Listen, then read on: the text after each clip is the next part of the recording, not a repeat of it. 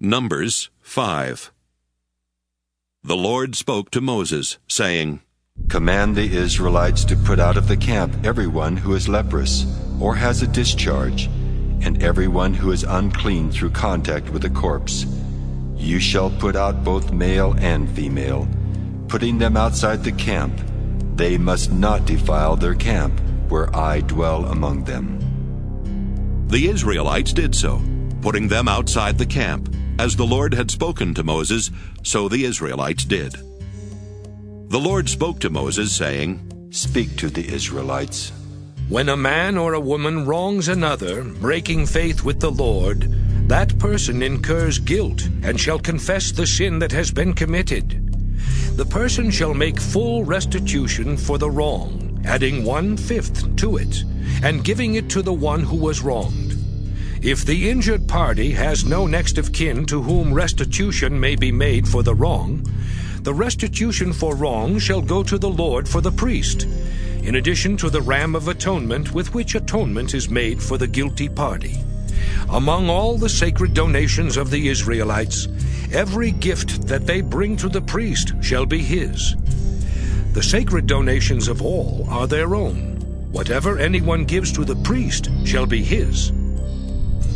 The Lord spoke to Moses, saying, Speak to the Israelites and say to them, If any man's wife goes astray and is unfaithful to him, if a man has had intercourse with her, but it is hidden from her husband, so that she is undetected, though she has defiled herself, and there is no witness against her, since she was not caught in the act, if a spirit of jealousy comes on him, and he is jealous of his wife who has defiled herself, or if a spirit of jealousy comes on him, and he is jealous of his wife, though she has not defiled herself, then the man shall bring his wife to the priest, and he shall bring the offering required for her, 1/10 of an ephah of barley flour.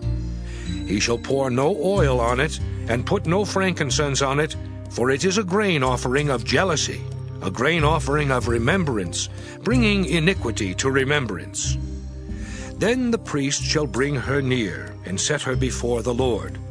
The priest shall take holy water in an earthen vessel, and take some of the dust that is on the floor of the tabernacle, and put it into the water. The priest shall set the woman before the Lord, dishevel the woman's hair, and place in her hands the grain offering of remembrance, which is the grain offering of jealousy. In his own hand the priest shall have the water of bitterness that brings the curse. Then the priest shall make her take an oath, saying, If no man has lain with you, if you have not turned aside to uncleanliness while under your husband's authority, be immune to this water of bitterness that brings the curse.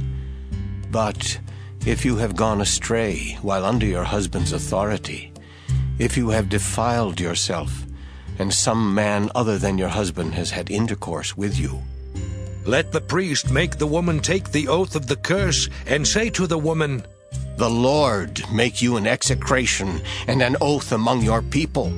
When the Lord makes your uterus drop, your womb discharge. Now may this water that brings the curse enter your bowels, and make your womb discharge, your uterus drop. And the woman shall say, Amen, Amen. Then the priest shall put these curses in writing, and wash them off into the water of bitterness.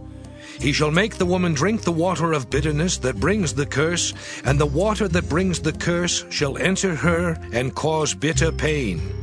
The priest shall take the grain offering of jealousy out of the woman's hand, and shall elevate the grain offering before the Lord, and bring it to the altar. And the priest shall take a handful of the grain offering as its memorial portion, and turn it into smoke on the altar, and afterward shall make the woman drink the water. When he has made her drink the water, then if she has defiled herself and has been unfaithful to her husband, the water that brings the curse shall enter into her and cause bitter pain, and her womb shall discharge, her uterus drop, and the woman shall become an execration among her people. But if the woman has not defiled herself and is clean, then she shall be immune and be able to conceive children. This is the law in cases of jealousy, when a wife, while under her husband's authority, goes astray and defiles herself, or when a spirit of jealousy comes on a man, and he is jealous of his wife. Then he shall set the woman before the Lord, and the priest shall apply this entire law to her. The man shall be free from iniquity, but the woman shall bear her iniquity.